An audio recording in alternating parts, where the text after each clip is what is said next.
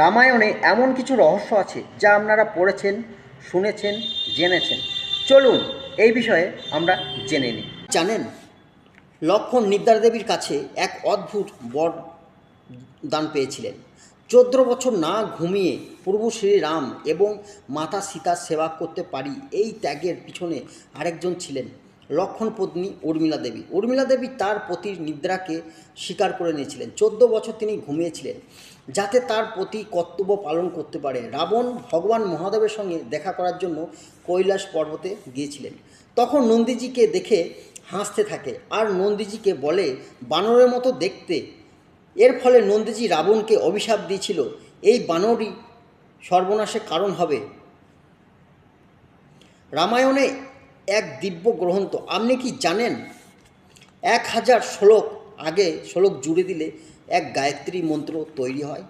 এটি অদ্ভুত সংযোগ নয়, পুরো আধ্যাত্মিক সংকেত যা রামায়ণকে আরও রহস্যময় বানিয়ে দেয়। সীতামাতা আসলে রাজা জনকের পুত্রী ছিলেন না, স্বয়ং ভূমিদেবীর সন্তান ছিল।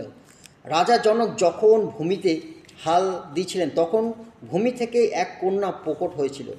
ওই কন্যা মাতা সীতা ছিল। ভগবান নারায়ণকে নারদমুনি অভিশাপের কারণে পৃথিবীতে রাম অবতার নিতে হয়েছিল।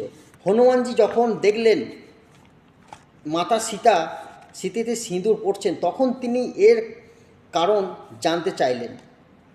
মাতা সীতা তিনি বললেন যে ভগবান শ্রীরাম লম্বা অমর সুখ সমৃদ্ধির জন্য। এর ফলে হনুমানজি খুব প্রভাবিত হয়েছিল। তখন হনুমানজি পুরো শরীর সিঁদুর মেখে নিয়েছিল যাতে ভগবান শ্রীরামচন্দ্র আরও দীর্ঘায়ু হয়। মাতা সীতা যখন ছোট ছিল তখন খেলা করতে করতে শিবধনুষ নিজে হাতে তুলে নিয়েছিলেন। রাজা জনক প্রতিজ্ঞা করেছিলেন এই শিবধনুষ যে ভাঙবে তার সাথে মাতা সীতা বিবাহ হবে। ভগবান রামচন্দ্র এই শিবধনুষ ভেঙে মাতা সীতাকে বরণ করেছিলেন। বানর রাজা বালি বধের পর দেবী তারা রামচন্দ্রকে অভিশাপ দিয়েছিল যে যেমন আমি কষ্ট পেয়েছি তেমনি ভগবান শ্রীরামচন্দ্র কষ্ট পাবে। এই ঘটনা সত্য হয়েছিল। যখন মাতা সীতা ধরিত্রী মাতার কোলে চলে গিয়েছিলেন তখন ভগবান শ্রীরামচন্দ্র খুব কষ্ট পেয়েছিলেন।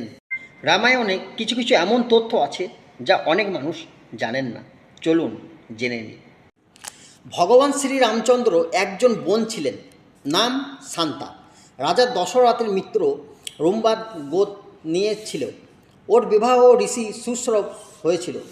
রামায়ণে এমন মহাকাব্য কেমন লাগলো জানাতে আপনারা ভুলবেন না। সবাই বলুন জয় শ্রীরাম।